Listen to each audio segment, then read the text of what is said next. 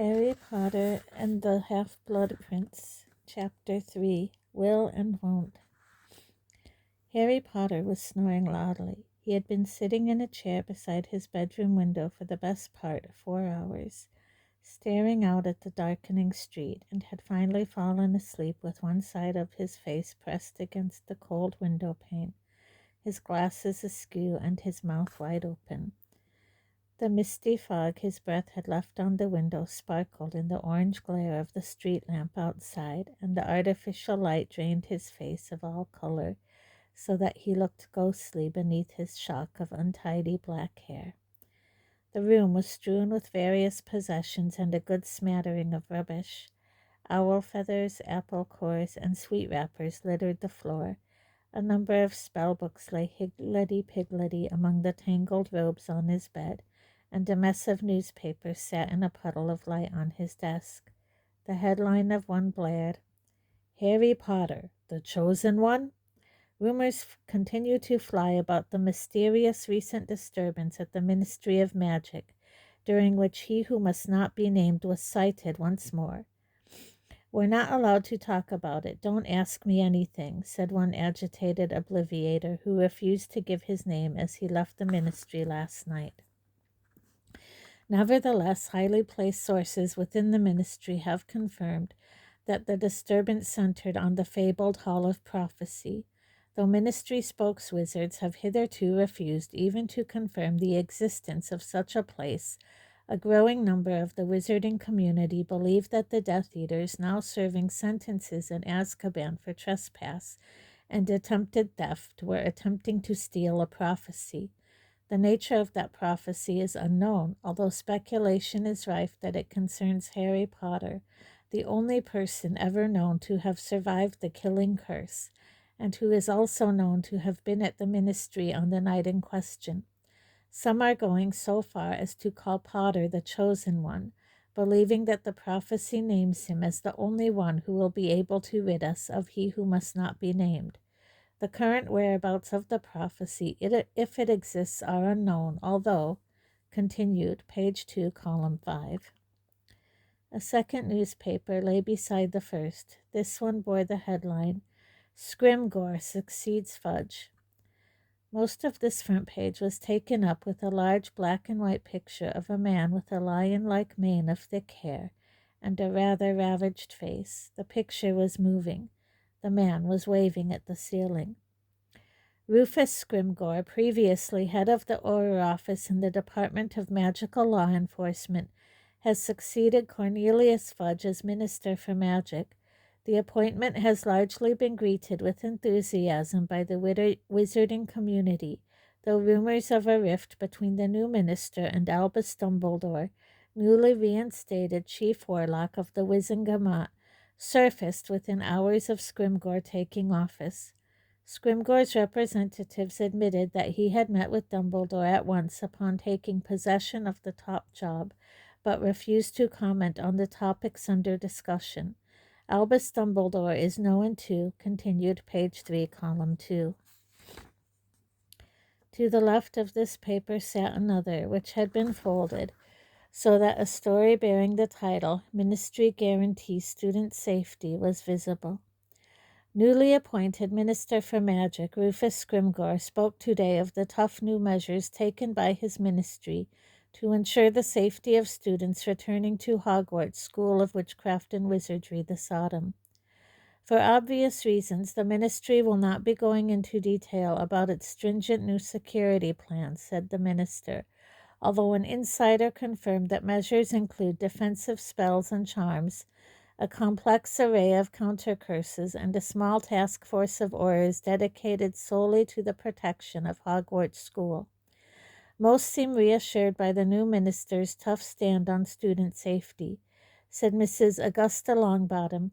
"My grandson Neville, a good friend of Harry Potter's incidentally, who fought the Death Eaters alongside him at the ministry in June, and—" But the rest of the story was obscured by the large birdcage standing on top of it. Inside was a magnificent snowy owl. Her amber eyes surveyed the room imperiously, her head swiveling occasionally to gaze at her snoring master. Once or twice she clicked her beak impatiently, but Harry was too deeply asleep to hear her. A large trunk stood in the very middle of the room. Its lid was open. It looked expectant, yet it was almost empty but for a residue of old underwear, sweets, empty ink bottles, and broken quills that coated the very bottom. Nearby, on the floor, lay a purple leaflet emblazoned with the words, "Issued on behalf of the Ministry of Magic, protecting your home and family against dark forces. The wizarding community is currently under threat from an organization calling itself the Death Eaters. Observing the following simple security guidelines will help protect you, your family, and your home from attack. 1. You are advised not to leave the house alone. 2. Particular care should be taken during the hours of darkness. Wherever possible, arrange to complete journeys before night has fallen. 3. Review the security arrangements around your house, making sure that all family members are aware of emergency measures such as shield and disillusionment charms, and, in the case of underage family members, side-along apparition. 4. Agree security questions with close friends and family so as to detect Death Eaters masquerading as others by use of Polyjuice Potion. See page 2. 5. Should you feel that a family member, colleague, friend, or neighbor is acting in a strange manner, contact the Magical Law Enforcement Squad at once. They may have been put under the Imperious Curse. See page 4. 6. Should the dark mark appear over any dwelling place or other building, do not enter, but contact the Aura office immediately. 7. Unconfirmed sightings suggest that the Death Eaters may now be using Inferi. See page 10. Any sighting of an Inferius or encounter with same should be reported to the Ministry immediately. Harry grunted in his sleep, and his face slid down the window an inch or so, making his glasses still more lopsided, but he did not wake up. An alarm clock, repaired by Harry several years ago, ticked loudly on the sill, showing 1 minute to 11. Beside it, held in place by Harry's relaxed hand, was a piece of parchment covered in thin, slanting writing. Harry had read this letter so often since its arrival 3 days ago that, although it had been delivered in a tightly furled scroll, it now lay quite flat. Dear Harry, if it is convenient to you, I shall call at number 4 Privet Drive this coming Friday at 11 p.m. to escort you to the Burrow, where you have been invited to spend the remainder of your school holidays. If you are agreeable, I should also be glad of your assistance in a matter to which I hope to attend on the way to the Burrow. I shall explain this more fully when I see you. Kindly send your answer by return of this owl, hoping to see you this Friday. I am yours most sincerely, Albus Dumbledore. Although he already knew it by heart, Harry had been stealing glances at this missive every few minutes since 7 o'clock that evening, when he had first taken up his position beside his bedroom window, which had a reasonable view of both ends of Privet Drive. He knew it was pointless to keep rereading Dumbledore's words. Harry had sent back his yes with the delivering owl as requested, and all he could do now was wait. Either Dumbledore was going to come, or he was not. But Harry had not packed. It just seemed too good to be true that he was going to be rescued from the Dursleys after a mere fortnight of their company. He could not shrug off the feeling that something was going to go wrong. His reply to Dumbledore's letter might have gone astray. Dumbledore could be prevented from collecting him. The letter might turn out not to be from Dumbledore at all, but a trick or joke or trap. Harry had not been able to face packing and then being let down and having to unpack again. The only gesture he had made to the possibility of a journal was to shut his snowy owl, Hedwig, safely in her cage. The minute hand on the alarm clock reached the number 12, and at that precise moment the street lamp outside the window went out. Harry awoke as though the sudden darkness was an alarm. Hastily straightening his glasses and unsticking his cheek from the glass, he pressed his nose against the window instead and squinted down at the pavement. A tall figure in a long billowing cloak was walking up the garden path. Harry jumped up as though he had received an electric shock, knocked over his chair, and started snatching anything and everything within reach from the floor and throwing it into the trunk. Even as he lobbed a set of robes, 2 spellbooks, and a packet of crisps across the room, the doorbell rang. Downstairs in the living room, his Uncle Vernon shouted, "Who the blazes is calling at this time of night?" Harry froze with a brass telescope in one hand and a pair of trainers in the other. He had completely forgotten to warn the Dursleys that Dumbledore might be coming. Feeling both panicky and close to laughter, he clambered over the trunk and wrenched open his bedroom door in time to hear a deep voice say, "Good evening. You must be Mr. Dursley. I dare say Harry has told you I would be coming for him."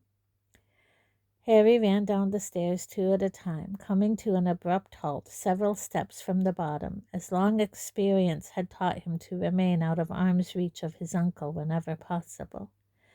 There in the doorway stood a tall, thin man with waist-length silver hair and beard. Half-moon spectacles were perched on his crooked nose, and he was wearing a long black traveling cloak and a pointed hat. Vernon Dursley, whose mustache was quite as bushy as Dumbledore's, though black, and who was wearing a puce dressing gown, was staring at the visitor as though he could not believe his tiny eyes. "Judging by your look of stunned disbelief, Harry did not warn you that I was coming," said Dumbledore pleasantly. "However, let us assume that you have invited me warmly into your house. It is unwise to linger overlong on doorsteps in these troubled times." He stepped smartly over the threshold and closed the front door behind him. "It is a long time since my last visit," said Dumbledore, peering down his crooked nose at Uncle Vernon. "I must say your agapanthuses are flourishing." Vernon Dursley said nothing at all. Harry did not doubt that speech would return to him, and soon. The vein pulsing in his uncle's temple was reaching danger point, but something about Dumbledore seemed to have robbed him temporarily of breath. It might have been the blatant wizardishness of his appearance, but it might, too, have been that even Uncle Vernon could sense that here was a man whom it would be very difficult to bully. "Ah, good evening, Harry," said Dumbledore, looking up at him through his half-moon glasses with the most satisfied expression. "Excellent, excellent." These words seemed to rouse Uncle Vernon. It was clear that as far as he was concerned, any man who could look at Harry and say excellent was a man with whom he could never see eye to eye. "I don't mean to be rude," he began, in a tone that threatened rudeness in every syllable.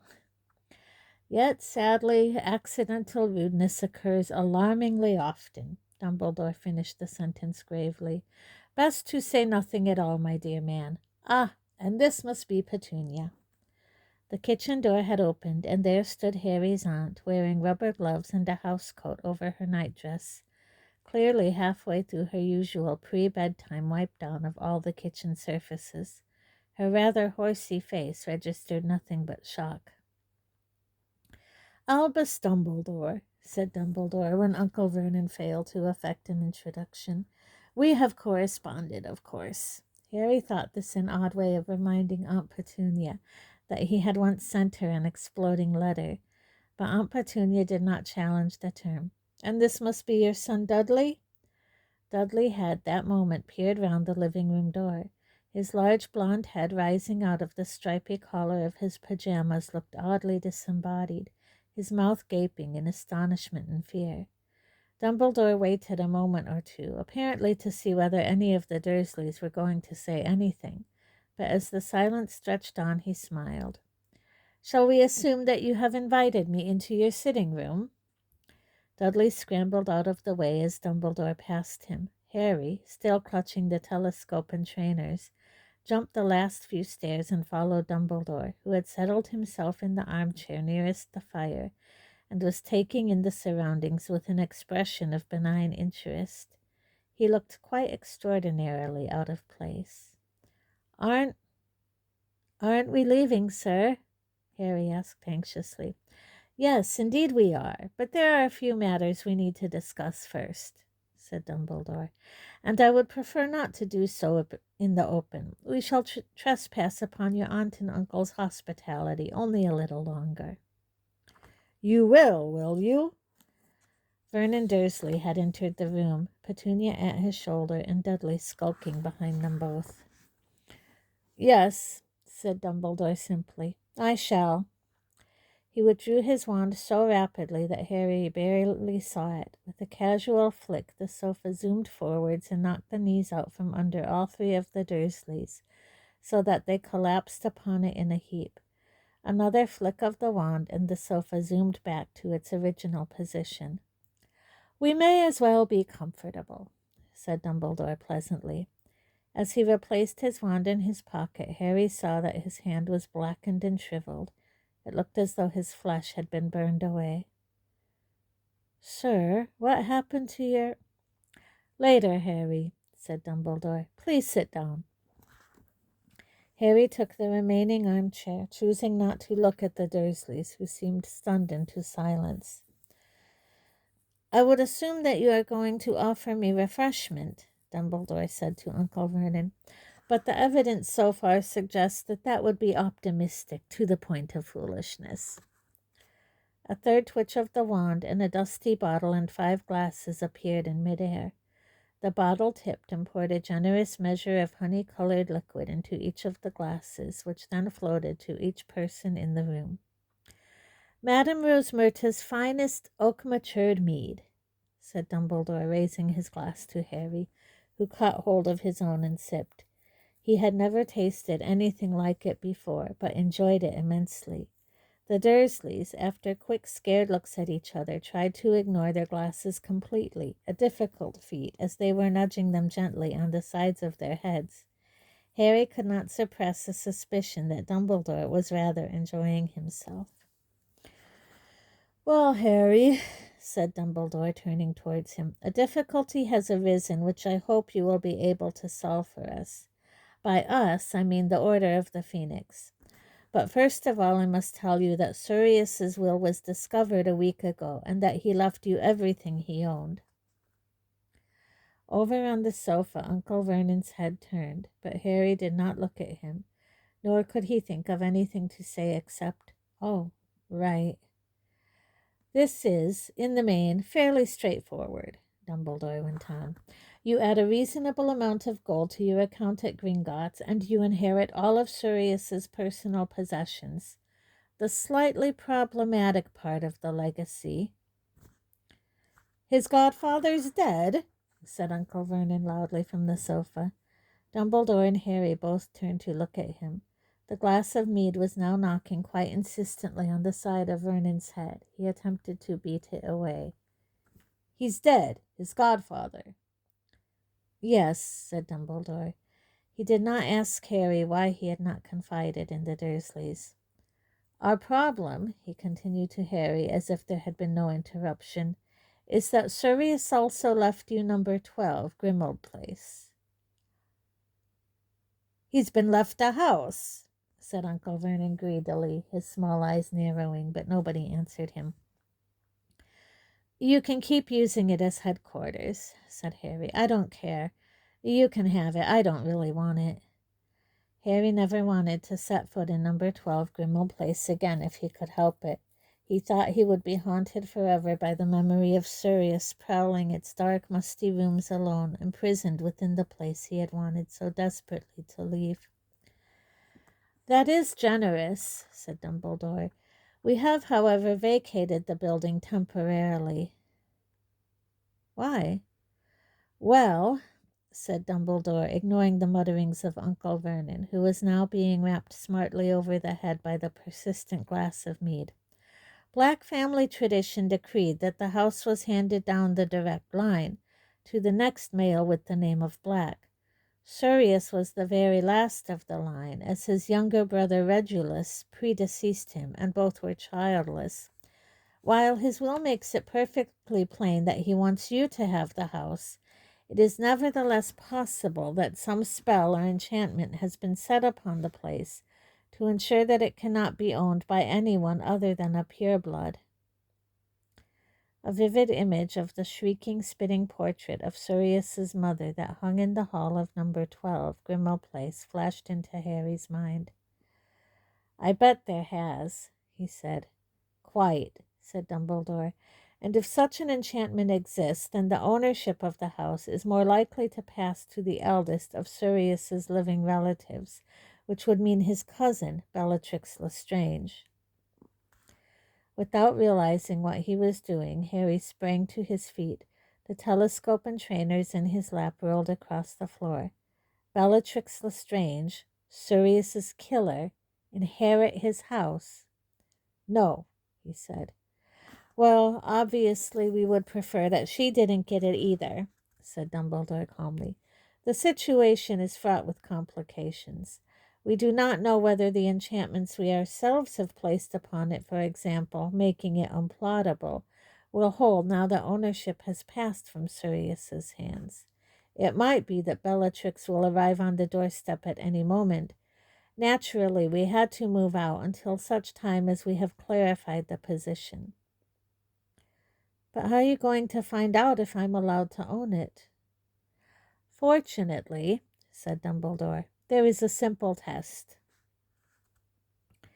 He placed his empty glass on the small table beside his chair, but before he could do anything else, Uncle Vernon shouted, "Will you get these ruddy things off us?"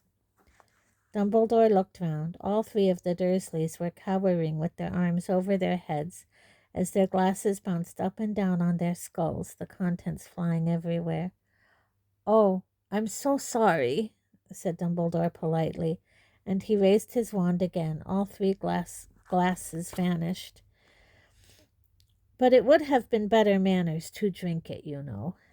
It looked as though Uncle Vernon was bursting with any number of unpleasant retorts, but he merely shrank back into the cushions with Aunt Petunia and Dudley and said nothing, keeping his small piggy eyes on Dumbledore's wand.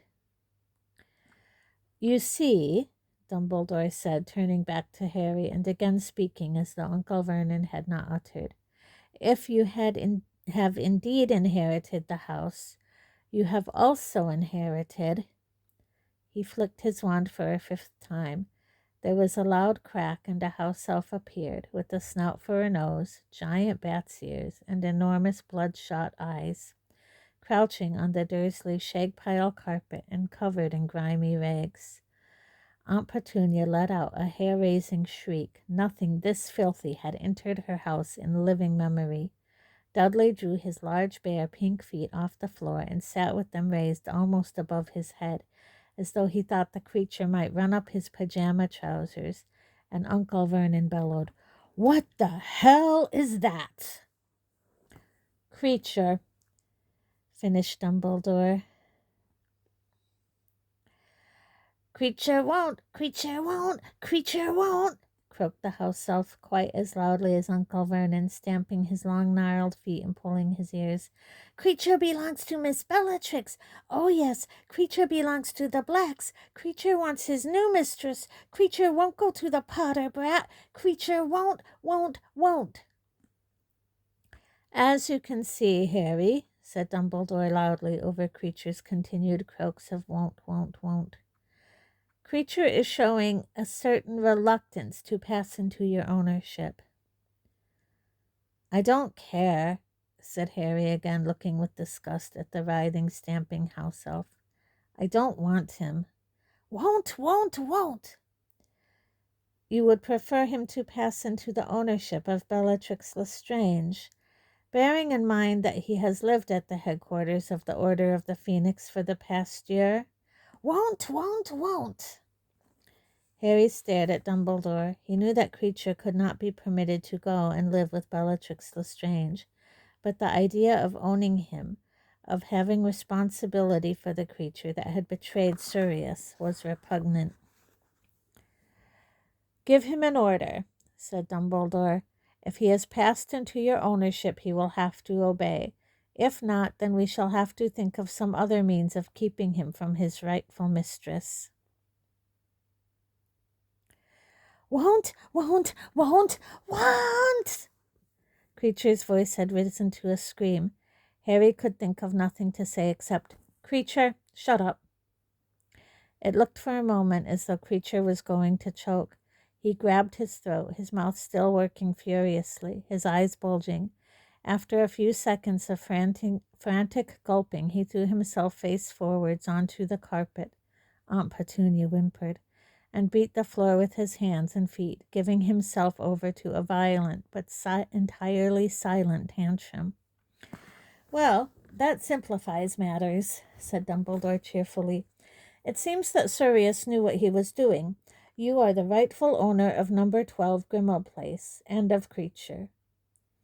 Do I have to keep him with me?" Harry asked aghast as Creature thrashed around at his feet. "Not if you don't want to," said Dumbledore. "If I might make a suggestion, you could send him to Hogwarts to work in the kitchen there. In that way the other house elves could keep an eye on him." "Yeah," said Harry in relief. "Yeah, I'll do that. Creature, I want you to go to Hogwarts and work in the kitchens there with the other house elves." Creature, who was now lying flat on his back with his arms and legs in the air, gave Harry one upside-down look of deepest loathing, and with another loud crack vanished. "Good," said Dumbledore. "There is also the matter of Hippogriff Buckbeak. Hagrid has been looking after him since Sirius died, but Buckbeak is yours now, so if you would prefer to make different arrangements—" "No," said Harry at once. "He can stay with Hagrid. I think Buckbeak would prefer that." "Hagrid will be delighted," said Dumbledore, smiling. He was thrilled to see Buckbeak again. "Incidentally, we have decided, in the interests of Buckbeak's safety, to rechristen him Witherwings for the time being, though I doubt the Ministry would ever guess he is the hippogriff they once sentenced to death. Now, Harry, is your trunk packed?" "Doubtful that I would turn up," Dumbledore suggested shrewdly. "I'll just go and finish off," said Harry hastily, hurrying to pick up his fallen telescope and trainers. It took him a little over 10 minutes to track down everything he needed. At last he had managed to extract his invisibility cloak from under the bed, screwed the top back on his jar of color-change ink, and forced the lid of his trunk shut on his cauldron. Then, heaving his trunk in one hand and holding Hedwig's cage in the other, he made his way back downstairs. He was disappointed to discover that Dumbledore was not waiting in the hall, which meant that he had to return to the living room. Nobody was talking. Dumbledore was humming quietly, apparently quite at his ease, but the atmosphere was thicker than cold custard, and Harry did not dare look at the Dursleys as he said, "Professor, I'm ready now." "Good," said Dumbledore. "Just one last thing, then." And he turned to speak to the Dursleys once more. "As you will no doubt be aware, Harry comes of age in a year's time."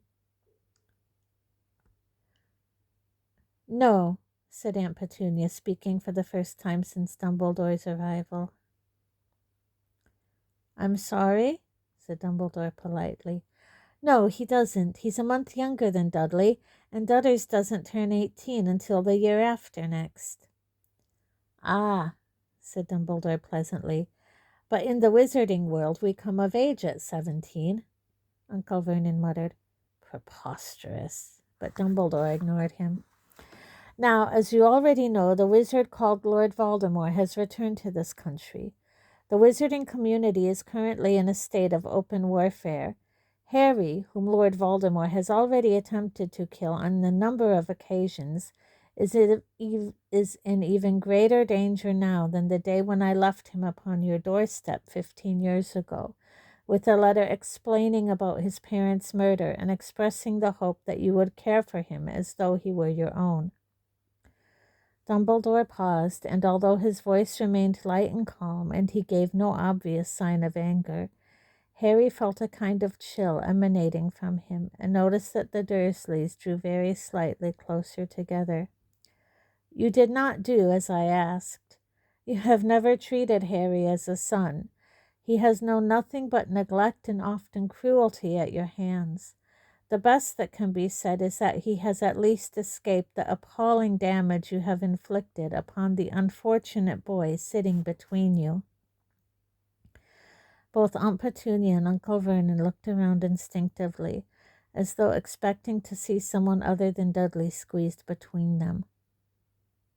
"Us mistreat daughters? What do you—" began Uncle Vernon furiously, but Dumbledore raised his fingers for silence, a silence which fell as though he had struck Uncle Vernon dumb.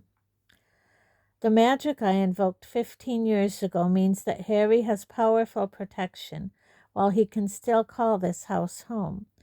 However miserable he has been here, however unwelcome, however badly treated, you have at least grudgingly allowed him house room. This magic will cease to operate the moment that Harry turns 17. In other words, the moment he becomes a man. I ask only this, that you allow Harry to return once more to this house before his 17th birthday, which will ensure that the protection continues until that time." None of the Dursleys said anything. Dudley was frowning slightly, as though he was still trying to work out when he had ever been mistreated. Uncle Vernon looked as though he had something stuck in his throat. Aunt Petunia, however, was oddly flushed. "Well, Harry, time for us to be off," said Dumbledore at last, straightening up and straightening his long black cloak. "Until we meet again," he said to the Dursleys, who looked as though that moment could wait forever as far as they were concerned, and after doffing his hat he swept from the room.